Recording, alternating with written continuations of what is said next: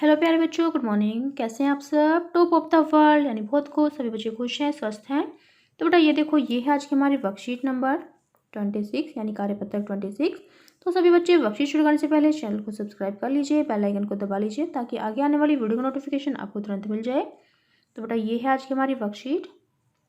आपको पता है हमें पहले क्या करना है। सबसे पहले विद्यार्थी का नाम, बच्चे अपना नाम लिखेंगे, यहाँ लिखेंगे कक्षा अध्यापक का नाम। ये हमारी कार्यपत्रक है 26। क्या डेट है?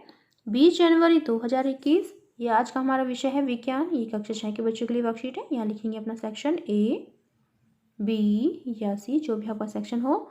आज का हमारा टॉपिक क्या है? सजीव एवं उनका परिवेश। तो बेटा शुरू करें। जीवों की विशेषताएं। तो पहले हमें पढ़ना है जीवों की क्या विशेषताएं होते हैं। उद्दीपन। सभी जीव अचानक हुए परिवर्तन पर अनुक्रिया करते हैं।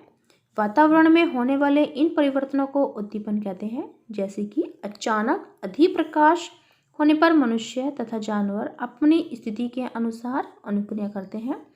तो देखो क्या है, आओ अभ्यास करें। प्रश्न नंबर 1 क्या है? रसोई घर में अचानक बल्ब जलाने से कॉकरोच किस प्रकार की अनुक्रिया करते हैं? तो बेटा आपने देखा होगा, जब रसोई में अगर हमारे घर में कॉकरोच होते हैं तो अगर हम अचानक से बल्ब जला देते हैं और कॉकरोच बाहर होते हैं तो वो अंधेरे की तरफ भागते हैं। तो इसका आंसर भी हम ये लिखेंगे कि अचानक, यहाँ पर लिखेंगे अचानक लाइट जलाने पर या बल्ब जलाने पर, अचानक बल्ब जलाने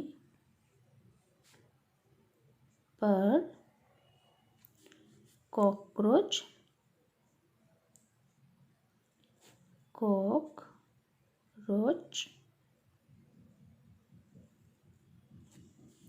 अंधेरे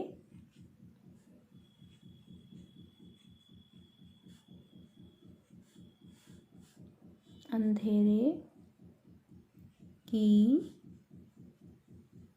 तरफ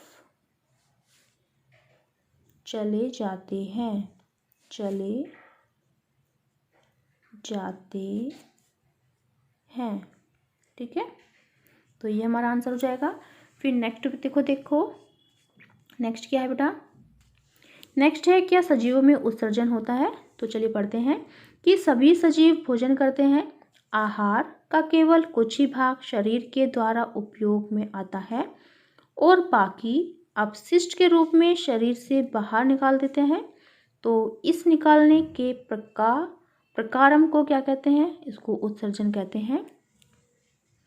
फिर नेक्स्ट क्या है? क्या सभी जीव अपने जैसों को जन्म देते हैं? तो हाँ, ये बिल्कुल सही है कि सभी जीव अपने जैसों को जन्म देते हैं।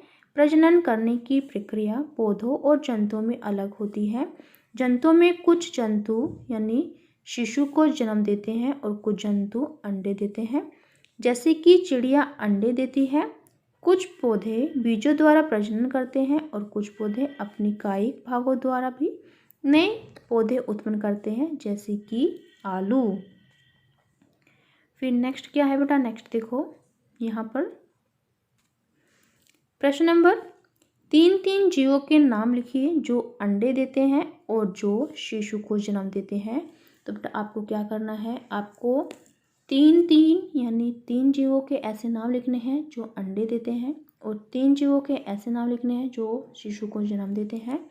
तो बेटा चलो लिख लेते हैं, एक बार इसको ही कंप्लीट कर लेते हैं।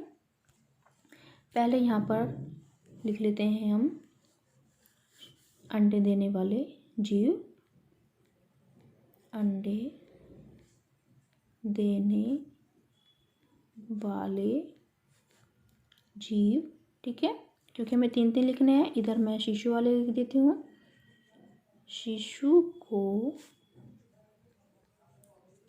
जन्म देने वाले जीव। ठीक है, ये मैंने यहाँ पे लिख दिया है। तो देखो फर्स्ट हम लिखेंगे अंडे देने वाले जीव में अंडे कौन कौन देता है। तो आपने ध्यान से देखा होगा, जो मुर्गी होती है, आपने अंडे खाए भी होंगे मुर्गी के अंडे। ठीक है, नेक्स्ट जो होता है चिड़िया,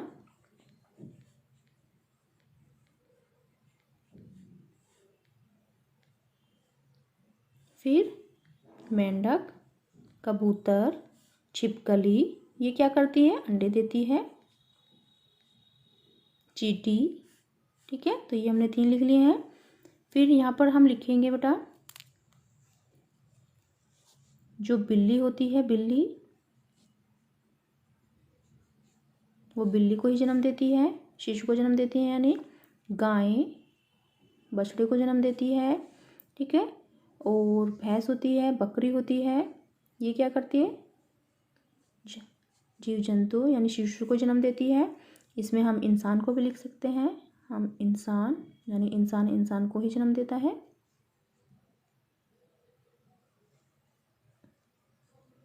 तो ये हमने लिख लिए हैं। फिर नेक्स्ट देखो बेटा, नेक्स्ट क्या है, गति क्या सभी सजीवों के द्वारा की जाती है। अधिकतर जीव एक स्थान से दूसरे स्थान पर गति करते हैं। पौधे सामान्यतः जमीन से जकड़े रहते हैं, इसलिए वे गति नहीं करते, परंतु विभिन्न पदार्थ जैसे जल और खनिज एक भाग से दूसरे में समाहित होते हैं। फिर देखो हमारा प्रश्न नंबर क्या है, प्रश्न क्या है, कार या बस गति करती हैं। इन वस्तुओं यानी जो कार होती है, कार या बस गति करती हैं। इन वस्तुओं सजीव या निर्जीव कहेंगे, यानी इन वस्तुओं को क्या कहेंगे, सजीव या निर्जीव, और क्यों। तो बेटा इसका चलिए देखते हैं, इसका आंसर हम क्या कहेंगे, कार और बस निर्जीव होती हैं, वैसे तो निर्जीव वस्तुएं होती हैं, तो इन्हें हम कहेंगे निर्जीव, ठीक है। तो हम यहाँ लिखेंगे, अपना उत्तर लिख लेते हैं कि कार और बस, कार और बस क्या होती है, निर्जीव वस्तुएं, निर्जीव वस्तुएं हैं, ठीक है, निर्जीव वस्तुएं हैं। हमने यहाँ पे लिखा क्योंकि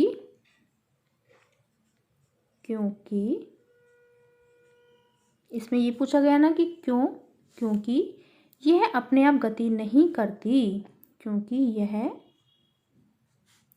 अपने आप जब तक ड्राइवर यानी कार को चलाने वाला ड्राइवर नहीं होगा तो वो गति नहीं कर सकती। अपने आप गति यानी एक जगह से दूसरी जगह नहीं जा सकती, गति नहीं करती, ठीक है। और इसमें श्वसन प्रक्रिया और जनन प्रक्रिया भी नहीं होती, यानी सांस लेने की प्रक्रिया नहीं होती, जनन करने की प्रक्रिया नहीं होती, ठीक है। तो इसमें हम यहाँ भी लिख सकते हैं, और इसमें मैं यहाँ पर लिख देती हूँ, और इनमें श्वसन प्रक्रिया और जनन प्रक्रिया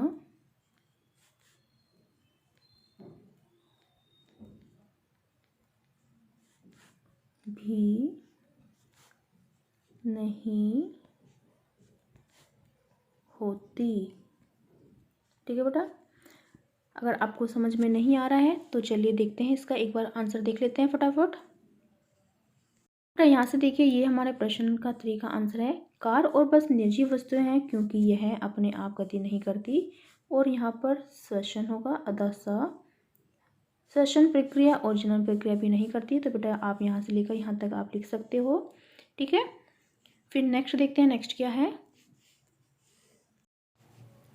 फिर ये हमने कर लिया है बेटा। फिर नेक्स्ट देखो, कोविड के संदर्भ में उचित व्यवहार संबंधी संदेश, कोविड-19 के विरुद्ध लड़ाई में सुरक्षित रहने के लिए मास्क पहने। तो ये थी बेटा आज की हमारी वर्कशीट, सभी बच्चे इसका रिप्लाई करेंगे। तो मिलते हैं कल नई वर्कशीट के साथ, आपका दिन शुभ हो, have a nice day, bye bye बेटा। और वीडियो को लाइक कीजिए, सभी दोस्तों के साथ शेयर कीजिए, थैंक यू।